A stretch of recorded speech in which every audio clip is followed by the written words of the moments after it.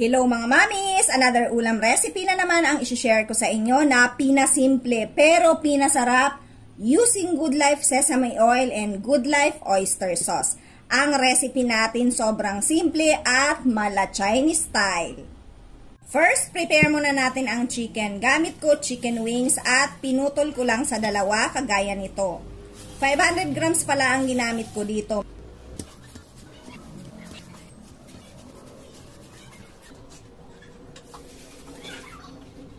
Maglagay lang tayo ng spring onion, luya, at bawang.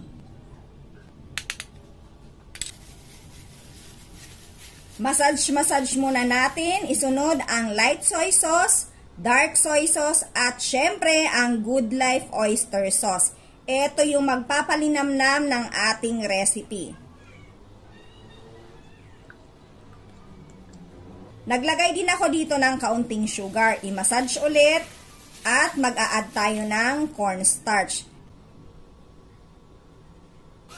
After nating mamassage ng maayos ang ating chicken, maglalagay tayo ng Good Life Sesame Oil. Ito ang magpapafeel sa inyo ng mala Chinese style na lasa at mag-e-elevate ng flavor and aroma ng ating recipe. So, i-massage ng maayos at i-marinate ng 30 to 1 hour. After nating ma-marinate, mag-a-assemble na tayo. Dito ako nag-assemble pero pinalitan ko ang lalagyan na yan mga mamis at di ko na na-videohan. Ganito lang ang pag-a-assemble. Pati yung sauce at mga nilagay natin kanina, ilagay nyo din sa ibabaw. Mag-steam na tayo. Gumamit kung anong available steamer na meron kayo. I-steam natin yan ng 30 minutes or more.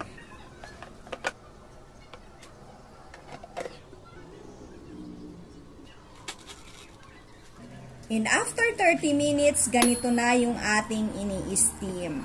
Ganito ko siya i-check. Tinutusok ko ng kutsilyo yung chicken. At kapag wala ng blood na lumabas sa chicken, luto na yan. Ganito kasarap ang ating recipe at magpi-plating na tayo. Unahin natin yung chicken at yung sauce mga mami. Sobrang sarap niyan, lalong-lalo na sa mainit na kanin.